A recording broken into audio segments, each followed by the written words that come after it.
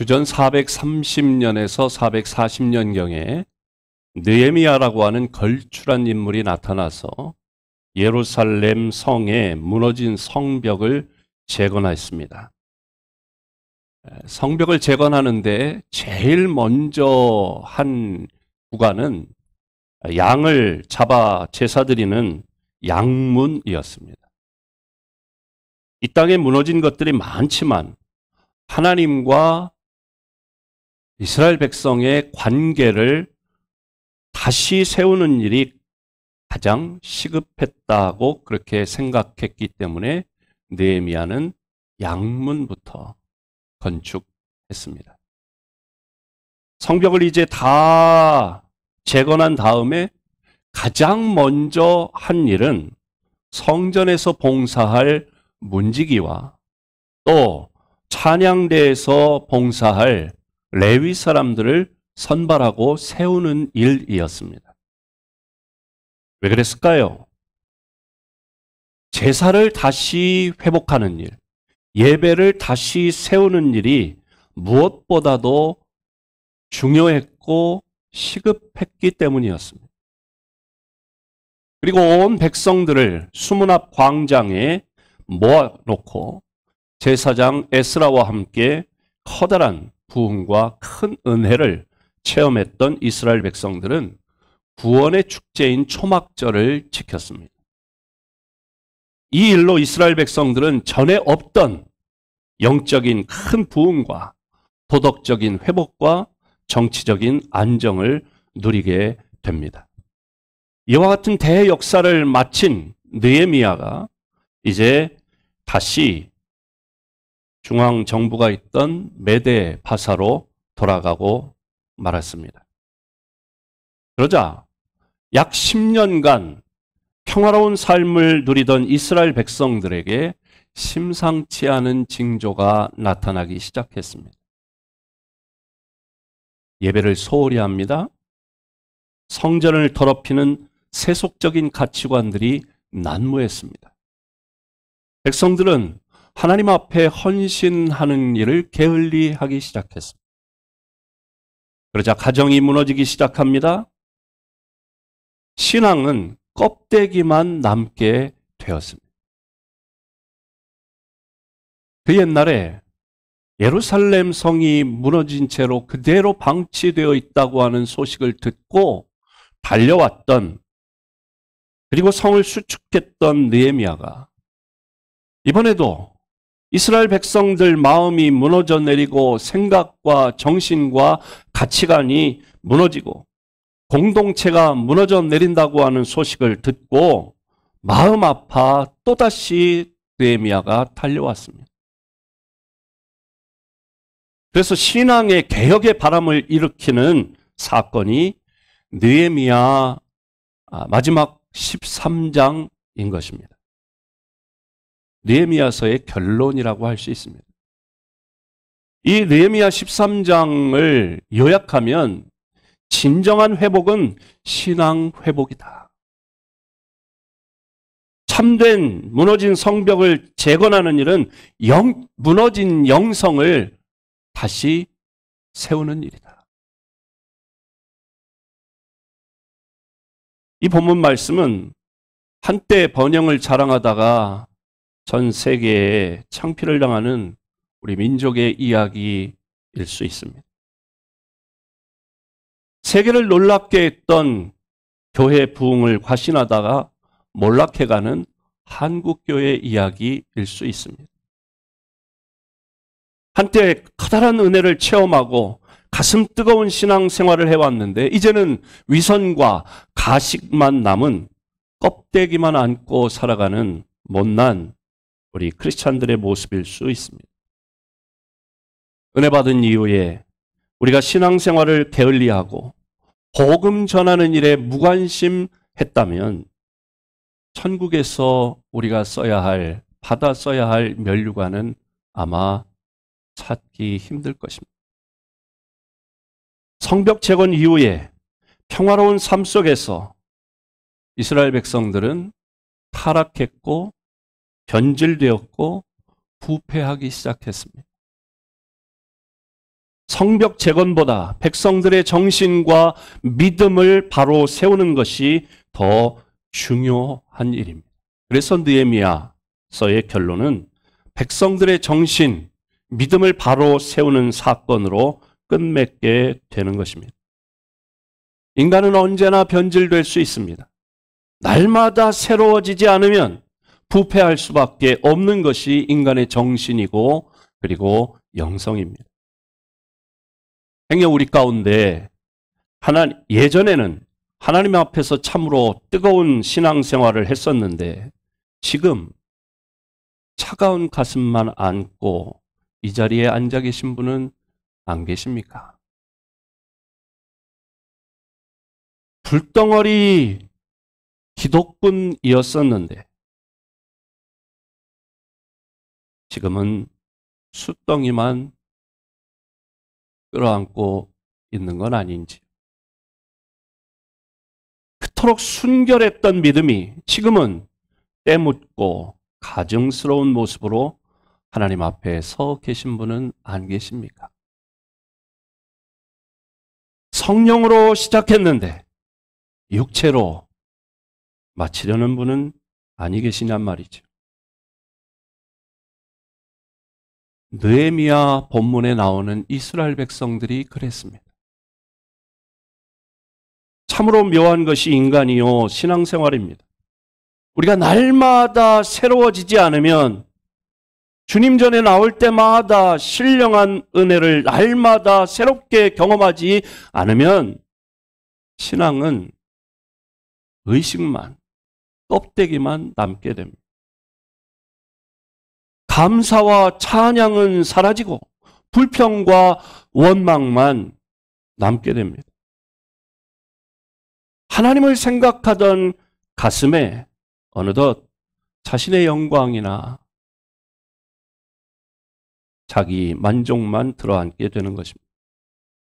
정부도, 국가도, 또 민족도, 기업도, 교회도, 가정도 날마다 새로워지지 않으면 부패할 수밖에 없고 피폐해질 수밖에 없는 것이죠. 그러면 어떻게 하면 무너진 것들을 다시 회복할 수 있을까? 우리는 2022년 맞이하면서 지금 회복시키소서. 그렇게 하나님 앞에 기도하며 하루하루를 살고 있습니다. 지금 우리 나라를 회복시켜 주시고, 지금 우리의 일터와 사업장을 회복시켜 주시고, 지금 우리 가정을 회복시켜 주시고, 지금 우리 교회를 회복시켜 주시고, 지금 병들고 아프고 지치고 괴로운 이 몸을 건강을 회복시켜 주옵소서. 무너져는 내려가는 우리나라 경제를 다시 세워주시고 회복시켜 주옵소서. 네, 오늘 이 말씀 가운데 느헤미야를 통해서 하나님은 우리에게 말씀합니다. 회복은 우리의 신앙 회복부터 시작된다. 그럼 어떻게 하면 우리의 신앙을 회복할 수 있느냐? 첫째, 도비아를 성전에서 몰아내고 성전을 거룩하게 하라는 것입니다. 느헤미야 오늘 본문 13장 4절부터 9절까지 말씀을 조금 길지만 집중해서 다시 한번 읽어보겠습니다. 4절부터 9절까지 함께 읽습니다. 이전에 우리 하나님의 전의 방을 맡은 제사장 엘리야십이 도비아와 연락이 있었으므로 도비아를 위하여 한 큰 방을 만들었으니 그 방은 원래 소재물과 유향과 그릇과 또 레위 사람들과 노래하는 자들과 문지기들에게 11조로 주는 곡물과 새 포도주와 기름과 또 제사장들에게 주는 거제물을 두는 곳이라. 그때에는 내가 예루살렘에 있지 아니하였느니라. 바벨론 왕 아닥사스다 32년에 내가 왕에게 나아갔다가 며칠 후에 왕에게 말미를 청하고 예루살렘에 이르러서야 엘리야십이 도비아를 위하여 하나님의 전 뜰에 방을 만든 악한 일을 안지라. 내가 심히 근심하여 도비아의 세간을 그 방 밖으로 다 내어 던지고 명령하여 그 방을 정결하게 하고 하나님의 전의 그릇과 소재물과 유향을 다시 그리로 들여 놓았느니라. 아멘. 이스라엘 백성들의 정신과 신앙이 무너지고 있다는 소식을 듣고 달려온 느헤미야는 제일 먼저 예루살렘 성전으로 들어가 봤습니다. 성전에 들어가 보니까 성전 안에 백성들이 가져온 11조와 성물들을 보관하는 거룩한 그런 장소가 있었는데 그곳을 깨끗하게 해 놓았었는데 거기를 그냥 그만 도비아가 사택으로 쓰고 있는 것입니다. 도비아는 어떤 사람입니까? 느헤미야 1장에 보면 예루살렘 성벽을 다시 재건하는 일을 이제 느헤미야가 돌아와서 온 백성들과 마음을 합해서 이제 무너져 내린 예루살렘 성을 다시 재건하고 불타 없어진 성문을 다시 만들어 달기로 그렇게 마음을 합했었는데 그 일을 끈질기게 회방놓았고 반대했던 사람이 바로 도비아입니다. 게셈, 산발랏과 함께 느헤미야를 조롱하고 비난했고 백성들에게 절망감을 안겨다 준 인물이 도비아입니다. 도비아는 오늘날로 치면 부흥을 방해하는 악한 마귀를 상징한다고 할 수 있습니다. 그런데 이런 도비아와 제사장이 서로의 자녀들을 정략 결혼을 시키고 도비아를 성전 안에, 성전 중심의 자리에 앉혀놓은 겁니다. 사사건건 방해하고 회방하고 반대하고 그런 도비아가 성전 안에 떡하니 자리를 잡고 있으니까 그것도 11조와 성물을 보관하는 그 자리를 방을 만들어 차지하고 있으니까 이스라엘 백성들이 11조를 하지 않는 거예요. 그러니까 11조 곡관이 텅텅 비게 되었고 성전에서 드리는 제사 예배는 무너지게 되었고 백성들의 영성이 무너져 내릴 수밖에 없었던 것입니다. 그러니까 타락하고 방종하고 하나님의 말씀과 거리 멀어지는 그런 삶을 살게 되니까 오늘 본문의 중간에 나오는 큰 재앙이 그들에게 임한 것입니다. 하나님이 계셔야 하는 그곳에 도비아가 자리 잡고 있는 것입니다. 이걸 본 느헤미야는 그 방에 있던 세간들을 다 창밖으로 내던져버립니다. 그리고 방을 깨끗하고 정결하게 청소했습니다.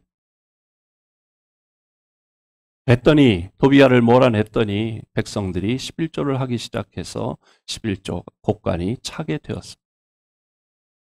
하나님이 계셔야 하는 성전 중심에 예배와 찬양과 기도가 넘쳐야 할 성전 안에 악한 마귀가 자리 잡고 있다고 생각해 보세요. 하나님의 말씀이 살아 움직여야 할 내 가슴 속에 기도와 찬양이 넘쳐야 할 내 입술에 하나님의 은혜가 충만해야 할 나의 영혼에 세상의 썩을 가치관들이 내 영혼을 갉아먹는 악한 마귀가 또아리를 틀고 자리 잡고 있다고 상상해 보세요. 문제는 이처럼 말도 안 되는 일들이 자주 우리 곁에, 아니 우리 안에 일어나고 있다고 하는 것입니다. 도비아는 성벽 재건을 한사코 방해하던 자입니다. 느헤미야를 끈질기게 괴롭히던 자입니다. 백성들을 낙심시키던 자입니다. 도비아는 세속적인 가치관을 말합니다. 교회 안에도 하나님을 의지하고 말씀의 능력을 따라 행하지 않고 세속적인 가치관들이 판을 치고 있다면 그것이 도비아입니다. 교회가 새로워지고 교회가 부흥하려는 몸부림에 찬물을 끼얹는 일이 있다면 그것이 도비아입니다. 지도자 느헤미야의 발목을 붙잡고 늘어지는 것, 성도들의 열심과 충성에 걸림돌이 있다면 그것이 도비아입니다. 성경에 보면 우리가 하나님의 성전이라고 했습니다. 우리 한 사람 한 사람이 하나님의 성전이라고 했습니다. 그런데 우리 안에 도비아가 자리하고 있는지 살펴야 할 것입니다. 감사와 찬양과 말씀으로 충만해야 할 우리 안에, 그래서 그 말씀의 기준 따라 그걸 최고의 가치로 알고 하라 하면 하고 하지 말라 하면 하지 않는 그런 순종의 삶을 살지 못하고 세상적인 가치관으로 판단하고 생각하고 말하고 행동한다면 그것이 우리 안에 있는 도비아가 아니고 무엇이겠습니까? 그러므로 나도 날마다 각성하지 않는다면, 날마다 새로워지지 않으면 어느새 내 안에 도비아가 자리 잡을 수밖에 없다는 것입니다. 내 안에 도비아가 자리 잡지 못하도록 몰아내야 할 줄로 믿습니다. 그래서 우리가 주님이 거하시는 거룩한 성전이 되어야 할 줄로 믿습니다. 두 번째로는 처음 신앙을 회복해야 합니다. 이스라엘 백성들이 썩어가던 자리에서 벗어나서 어떻게 하면 새로워질 수 있을까요? 어떻게 하면 무너져 내린 백성들의 신앙과 정신을 다시 일으켜 세울 수 있을까요? 느헤미야는 가장 기본적이고 기초적인 것부터 회복되어야 새로워질 수 있다고 믿었습니다. 결론부터 말씀드리면 그 순수했던 처음 신앙으로 돌아가자는 것입니다. 성을 수축하고 마냥 기뻐했던 그 영광스러운 그 감사의 순간으로 돌아가라는 것입니다. 울며 하나님 앞에 서약하고 맹세했던 그 첫사랑을 회복하라 하는 것입니다. 느헤미야 10장을 보면요, 이제 느헤미야와 온 이스라엘 백성들이 마음을 합하여, 물론 산발랏, 도비야, 게셈 이 악동 삼총사는 반대하고 회방을 놓았지만 그 반대와 회방에도 불구하고 느헤미야를 중심으로 해서 온 이스라엘 백성들이 한마음이 되어 각기 자기가 맡은 공사 구간에서 최선을 다해서 공사했어요. 144년 동안 성벽이 무너져 내린 채로 성문이 불타 없어진 채로 그대로 방치되어 있던 그 일을 느헤미야와 이스라엘 온 백성들이 한마음으로 일했더니 단 42일 만에 그 일을 완공할 수 있었던 줄로 믿습니다. 140년 이상 하지 못하던 일을 했어요. 이제 성을 다 완공하고 나서 커다란 은혜를 체험한 다음에 느헤미야는 느헤미야 10장에 보면 이스라엘 백성들의 대표들을 모읍니다. 각 지파에서 대표들을 불러 모읍니다.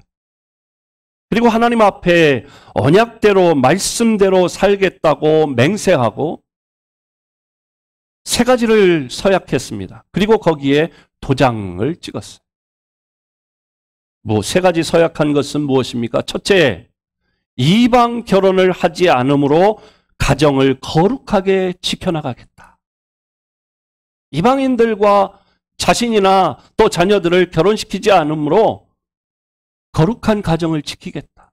두 번째, 안식일을 지켜서 철저하게 지켜서 우리에게 주어진 시간을 하나님의 뜻대로 사용하겠다. 세 번째, 11조를 잘 드림으로 구별된 물질 관리를 하며 살겠다고 하는 세 가지 서약이었습니다. 느헤미야가 이제 왕 곁으로 다시 돌아간 이후로 이스라엘 백성들은 하나님 앞에 반항이라도 하듯이 하나님과의 언약을 깨트리기 시작했습니다. 자녀들을 이방인들과 결혼시켜 아예 모국어를 잃어버린 아이들이 생겨나기 시작했습니다. 안식일을 함부로 범하고도 아무렇지도 않게 생각했습니다. 왜? 너도 나도 범하고 사니까 당연한 듯 생각했던 것입니다. 11조를 저마다 도둑질해서 11조 곡간이 텅텅 비도록 했습니다. 따라서 제사장들과 성전의 레위 지파 사람들이 레위 지파에게는 땅을 분배해 주지 않았잖아요. 왜요? 성전에서 하나님의 일을 하도록.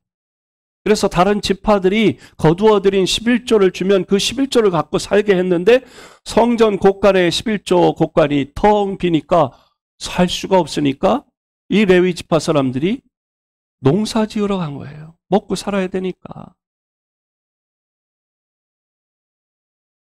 하나님과의 서약을, 언약을 깨끗이 파괴하고서도 그들은 한결같이 생각하기를 적어도 우리는 예루살렘 성전을 세운 사람들이 아니냐. 무너진 예루살렘 성벽을 다시 재건한 백성들이 아니겠느냐. 그러니 하나님은 우리에게 복을 주시지 않을 수 없는 것이다. 하나님은 우리를 기뻐하실 거야. 하나님은 우리에게 매일같이 커다란 복을 주실 거야. 그렇게 생각했다는 거예요.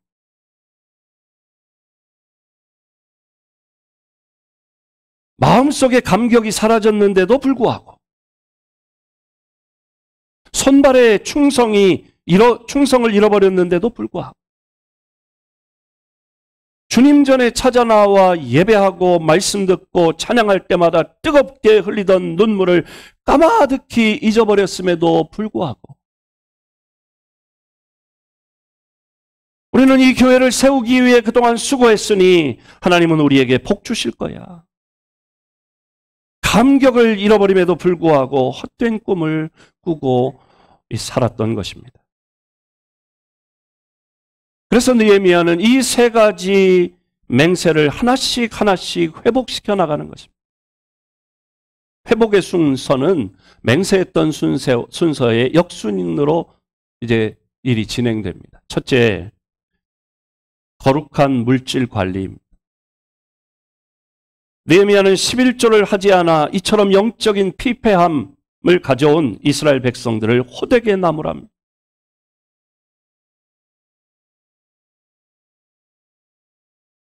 그리고 빈 11조 곳간을 채워가기 시작했습니다. 하나님 앞에 드릴 11조와 헌물을 힘껏 들여서 선교 사역과 부흥 운동에 걸림돌이 되지 않도록 하라는 것입니다. 그렇게 했더니 고향 땅으로 또 지방으로 농사 지으러 도망갔던 레위 지파 사람들 다시 돌아오게 되었고 무너진 제사가 회복되었습니다. 두 번째로는 하나님 중심의 시간 관리, 주일 성수를 회복시키는 것입니다. 안식일, 무너진 이스라엘 백성들의 신앙을 회복하기 위해 느헤미야는 안식일 신앙을 회복시킵니다. 주일을 거룩하게 지킴으로 백성들의 시간을, 주어진 시간을 하나님께 집중시키겠다는 것이었습니다. 주일은 찬양과 예배를 통해 내 인생의 가치와 행복을 얻는 날인 줄로 믿습니다. 주일은 깨어진 하나님과의 관계를 회복하는 날이 되는 줄로 믿습니다. 주일은 이름 그대로 주님의 날, 주님의 영광을 위해 주님의 일을 열심히 감당하는 날이 바로 주일인 줄로 믿습니다. 주일 성수는 예배 신앙의 회복입니다. 주님 성전에 찾아 나올 때마다 은혜 받는 성도가 되라는 것입니다. 우리 삶에 경험하고 있는 맞부닥쳐서 괴로워하고 있는 1000가지, 10,000가지 문제를 가지고 나왔지만 하나님의 말씀이 선포될 때 그 말씀을 아멘으로 붙잡고 세상과 싸워 이기고 문제와 싸워 이기고 유혹과 싸워 이기고 죄와 싸워 승리하는 힘을 얻는 자리가 바로 예배의 자리인 줄로 믿습니다. 세 번째로는 가정을 거룩하게 지키는 것입니다. 예배를 회복한 느헤미야는 이번에는 가정을 회복시킵니다. 가정을 거룩하게 지키겠다고 하는 서약을 했던 사람들 가운데 가정을 더럽히는 자들이 있었습니다. 가정의 신앙을 파괴하는 자들, 본인이나 자녀들이 이방인과 교제하고 또 결혼함으로 태어난 아이들이 엄마가 이방인이다 보니까 말을 어렸을 때부터 엄마에게 배우다 보니까 이스라엘 언어를 못 쓰고 이방 언어만 쓰는 거예요. 25절 말씀을 우리 함께 읽어보겠습니다. 25절 말씀입니다. 시작. 내가 그들을 책망하고 저주하며 그들 중 몇 사람을 때리고 그들의 머리털을 뽑고 이르되 너희는 너희 딸들을 그들의 아들들에게 주지 말고 너희 아들들이나 너희를 위하여 그들의 딸을 데려오지 아니하겠다고 하나님을 가리켜 맹세하라 하고. 아멘. 느헤미야가 그런 사람들을 책망하고 저주하고 몇 사람을 또 때리고 그 머리털을 뽑았다.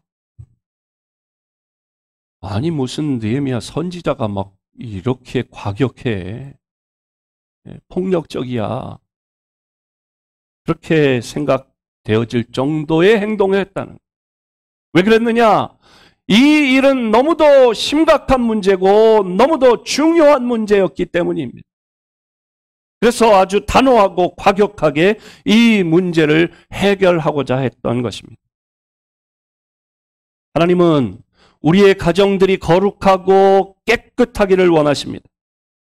세속적인 가치관으로 자녀들을 잘못 결혼시키는 일이 없도록 하라는 것입니다.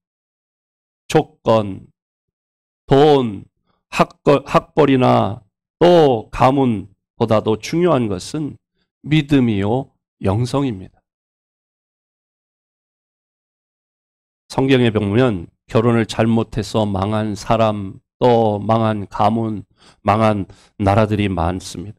에서가 그랬고 아합이 그랬고 솔로몬이 그랬습니다. 여러분, 하나님께서 언제나 사용하는 도구는 하나님의 사람들입니다. 하나님이 일하시는 방법은 사람입니다. 그러므로 우리 성도인 저와 여러분 한 사람 한 사람이 건강해야 우리 나라도 건강합니다. 저와 여러분이 말씀의 기준 삼아 말씀의 가치로 바로 서야 우리 나라도 바로 설 수 있습니다. 또한 하나님은 우리 한 사람 한 사람 성도들을 사용하실 뿐만 아니라 우리의 가정을 사용하기를 원하십니다. 여러분의 축복을 먹고 자란 자녀들을 하나님께서 사용하기를 원하십니다. 여러분의 기도를 먹고 자란 여러분의 자녀들을 하나님께서 이 땅의 제2의 느헤미야로 사용하시기를 원하십니다. 또한 하나님이 사용하시는 또 다른 공동체가 있는데 바로 교회입니다. 우리 교회를 일으켜 세워서 하나님은 이 민족을 세워가기를 원하시는 줄로 믿습니다. 교회를 통해 이 민족을 이끌어갈 지도자들이 쏟아져 나오기를 하나님은 기대하시는 줄로 믿습니다.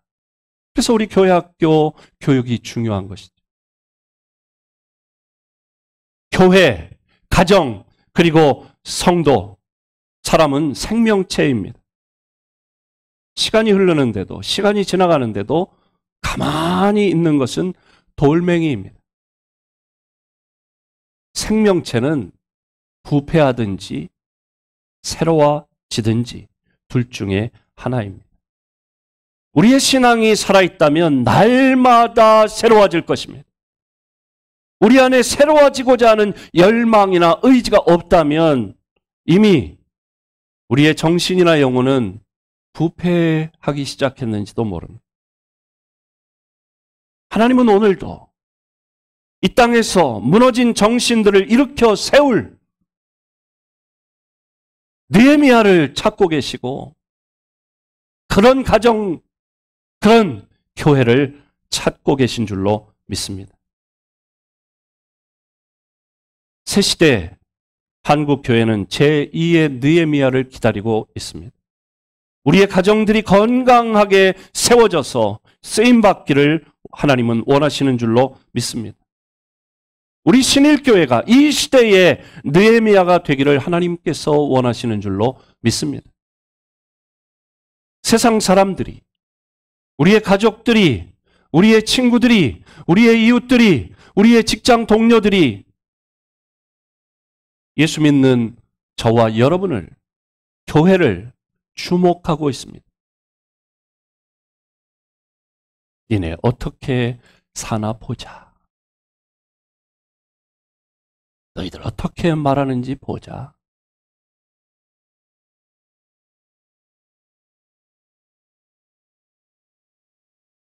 말씀대로 바르게 사십시다.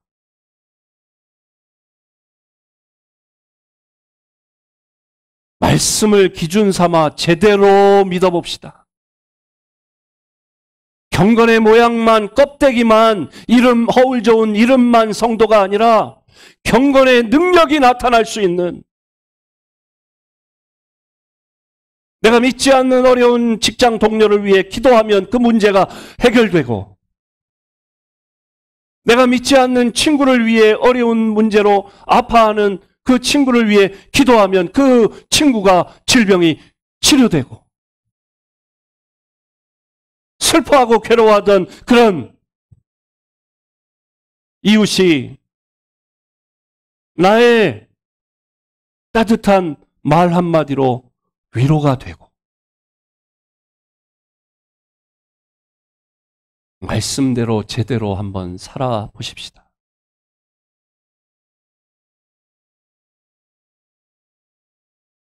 새해가 되어서 어제, 오늘, 내일 똑같은 거지 뭐. 작년, 올해, 내년 시간이 뭐 다 똑같은 거지 뭐. 그 시간이 그 시간이지. 여러분, 새해를 맞이했으면 뭔가 새롭게 변화되는 모습이 우리 가운데 있어야 할 줄로 믿습니다.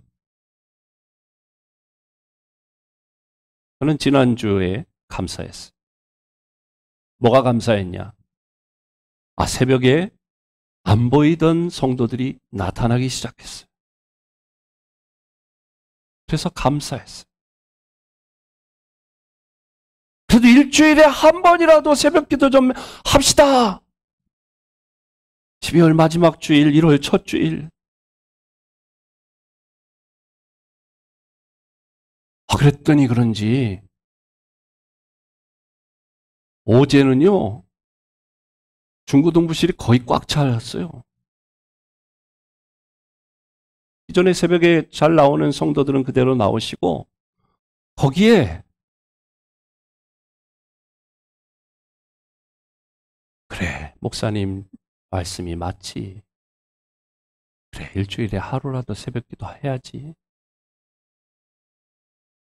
95%는 아마 순종해서 집에서 새벽에 일어나 기도했을 줄로 믿습니다. 근데 5%는 직접 성전에 나와 기도하시더라고요. 말씀을 좀 가까이 하며 삽시다. 써, 바이블. 그랬더니 인쇄한 걸 또 추가로 인쇄할 정도로 성도들이 동참하고 있습니다.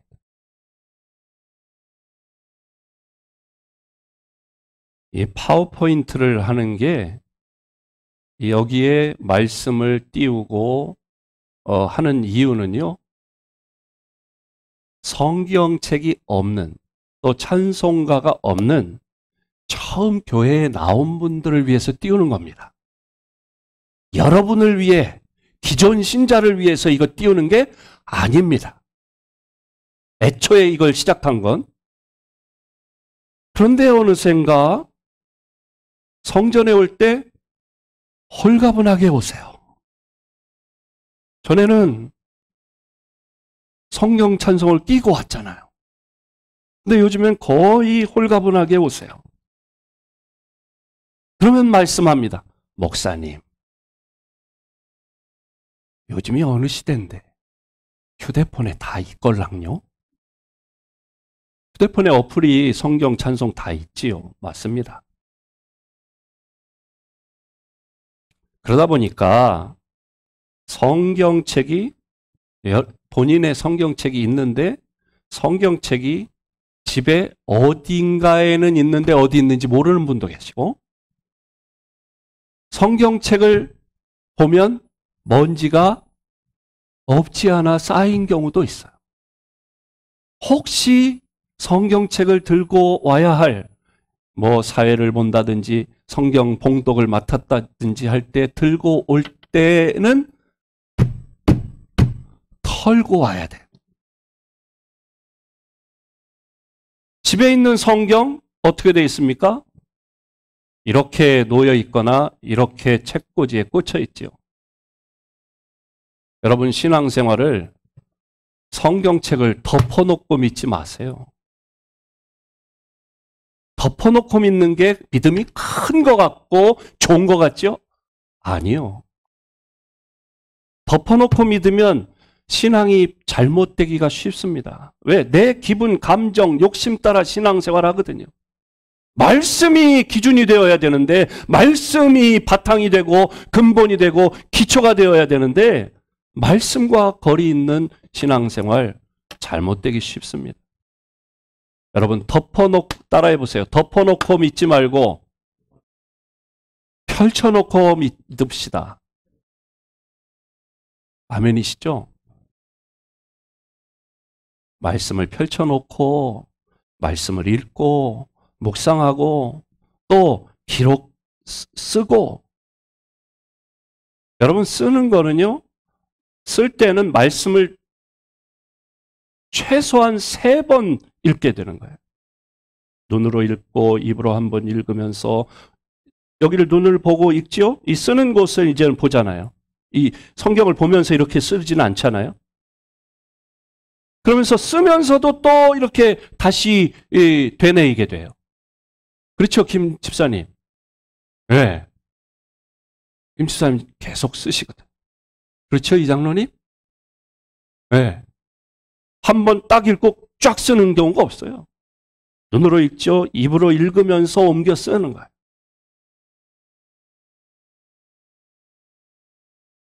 여기까지 안 하셨던 분 하면 후유증이 있어요. 안 하던 사람이 하면.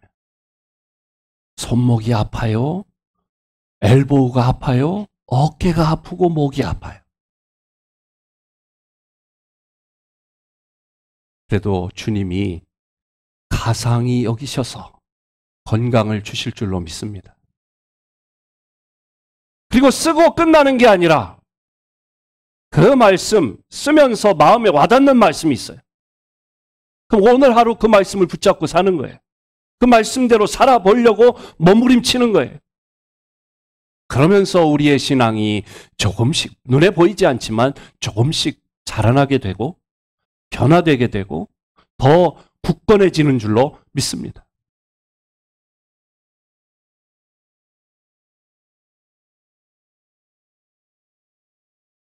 새해를 맞이했습니다. 다시 옛날에 내가 열심히 신앙생활 했는데, 열심히 기도했는데, 열심히 뭘 했는데 참 잘하셨어요. 오늘 지금은 어떻게 지금 우리의 모습이 있는지, 경건의 모양만 갖는 것이 아니라 경건의 능력이 오늘도 나타나야 할 줄로 믿습니다. 그럼 오늘 잘못된 건 바로잡고 해야 할 것은 행함으로 우리의 신앙이 새로워지고, 우리의 신앙이 회복됨으로 우리의 가정이 회복되고, 우리의 건강이 회복되고, 우리의 사업이 회복되고, 깨어진 관계가 회복되고, 우리 교회가 회복되고, 우리 민족과 나라가 회복되는 역사가 지금 올해 이 새해 이루어지기를 주님의 이름으로 축복합니다.